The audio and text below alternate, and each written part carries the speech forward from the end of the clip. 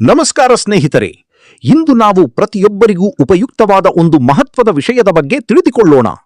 ನೀವು Dubai, Saudi Arabia, America, Canada ಅಥವಾ ಬೇರೆ ಯಾವುದೇ ದೇಶಕ್ಕೆ ಹೋಗುವ ಕನಸು ಕಾಣುತ್ತಿದ್ದರೆ ಮೊದಲು ಪಾಸ್ಪೋರ್ಟ್ ಮತ್ತು ವೀಸಾ ಬಗ್ಗೆ ತಿಳಿದುಕೊಳ್ಳಲೇಬೇಕು.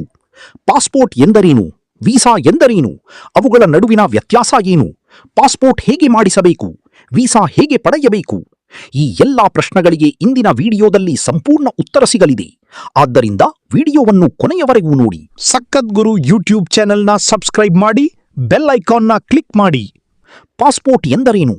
ಭಾರತ ದೇಶದ ಗಡಿಯನ್ನು ದಾಟಿ ಬೇರೆ ದೇಶಕ್ಕೆ ಹೋಗಬೇಕಾದರೆ ಸರ್ಕಾರ ನೀಡುವ ಅಧಿಕೃತ ಗುರುತಿನ ಪತ್ರ ಅಗತ್ಯ. ಅದನ್ನೇ ಪಾಸ್ಪೋರ್ಟ್ ಎಂದು ಕರೆಯುತ್ತಾರೆ.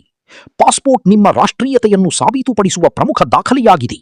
ಇದರಲ್ಲಿ ನಿಮ್ಮ ಹೆಸರು, ಫೋಟೋ, ಜನ್ಮ ದಿನಾಂಕ, ವಿಳಾಸ, ಪಾಸ್ಪೋರ್ಟ್ ಸಂಖ್ಯೆ ಹಾಗೂ ಇತರ ವೈಯಕ್ತಿಕ ಮಾಹಿತಿಗಳು ಇರುತ್ತವೆ. ಸರಳವಾಗಿ ಹೇಳುವುದಾದರೆ ಪಾಸ್ಪೋರ್ಟ್ ಇಲ್ಲದೆ ವಿದೇಶಕ್ಕೆ ಹೋಗುವುದು ಸಾಧ್ಯವಿಲ್ಲ. ವೀಸಾ ಎಂದರೇನು? ಈಗ ನೀವು ಪಾಸ್ಪೋರ್ಟ್ ಪಡೆದಿದ್ದೀರಿ ಎಂದುಕೊಳ್ಳಿ. ಆದರೆ ಪಾಸ್ಪೋರ್ಟ್ ಇದ್ದರೆ ಮಾತ್ರ ಬೇರೆ ದೇಶಕ್ಕೆ ಹೋಗಲು ಸಾಧ್ಯವಿಲ್ಲ. ನೀವು ಹೋಗಲು ಬಯಸುವ ದೇಶದ ಸರ್ಕಾರದಿಂದ ಅನುಮತಿ ಪಡೆಯಬೇಕು. ಆ ಅನುಮತಿಯನ್ನೇ ವೀಸಾ ಎಂದು ಕರೆಯುತ್ತಾರೆ. ಉದಾಹರಣೆಗೆ, ನೀವು ಅಮೆರಿಕಾಗೆ ಹೋಗಬೇಕಾದರೆ ಅಮೆರಿಕ ಸರ್ಕಾರದಿಂದ ವೀಸಾ ಪಡೆಯಬೇಕು. ಹೀಗಾಗಿ ಪಾಸ್ಪೋರ್ಟ್ ನಿಮ್ಮ ಗುರುತಿನ ಪತ್ರವಾದರೆ ವೀಸಾ ಆ ದೇಶಕ್ಕೆ ಪ್ರವೇಶಿಸಲು ಸಿಗುವ ಪತ್ರವಾಗಿದೆ. ಪಾಸ್ಪೋರ್ಟ್ ಮತ್ತು ವೀಸಾ ನಡುವಿನ ವ್ಯತ್ಯಾಸ. ಬಹಳ ಜನರಿಗೆ ಈ ಎರಡರ ಬಗ್ಗೆ ಗೊಂದಲ ಇರುತ್ತದೆ. ಪಾಸ್ಪೋರ್ಟ್ ಅನ್ನು ಭಾರತ ಸರ್ಕಾರ ನೀಡುತ್ತದೆ, ವೀಸಾವನ್ನು ವಿದೇಶಿ ದೇಶದ ಸರ್ಕಾರ ನೀಡುತ್ತದೆ. ಪಾಸ್ಪೋರ್ಟ್ ಇಲ್ಲದೆ ವೀಸಾ ಪಡೆಯಲು ಸಾಧ್ಯವಿಲ್ಲ. ಮೊದಲು ಪಾಸ್ಪೋರ್ಟ್, ನಂತರ ವೀಸಾ. ಇದನ್ನು ಯಾವಾಗಲೂ ನೆನಪಿಟ್ಟುಕೊಳ್ಳಿ.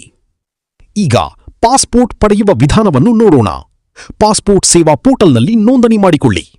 ಆನ್ಲೈನ್ ಅರ್ಜಿಯನ್ನು ಭರ್ತಿ ಮಾಡಿ. ಅಗತ್ಯ ಶುಲ್ಕವನ್ನು ಪಾವತಿಸಿ.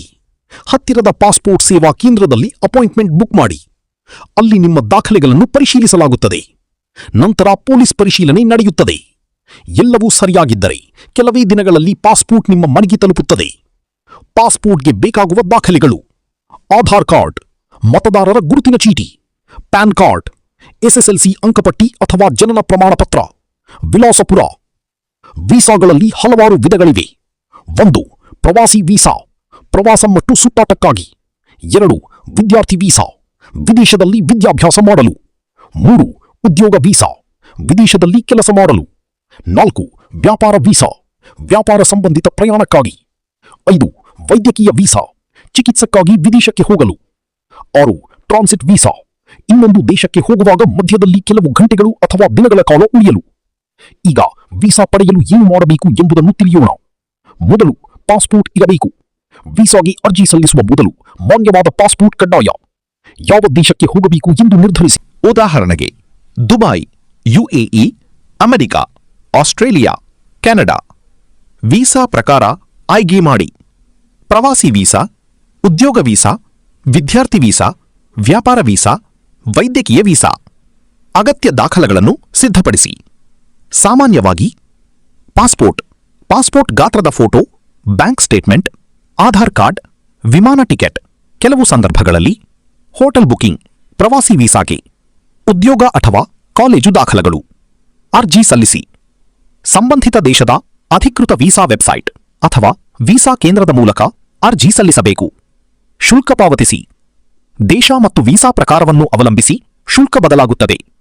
ಸಂದರ್ಶನ ಅಥವಾ ಬಯೋಮೆಟ್ರಿಕ್. ಕೆಲವು ದೇಶಗಳು ಬೆರಳಚ್ಚು, ಫೋಟೋ ಅಥವಾ ಸಂದರ್ಶನವನ್ನು ಕಡ್ಡಾಯಗೊಳಿಸುತ್ತವೆ. ದಾಖಲೆಗಳ ಪರಿಶೀಲನೆಯ ನಂತರ ವೀಸಾ ಮಂಜೂರಾಗುತ್ತದೆ.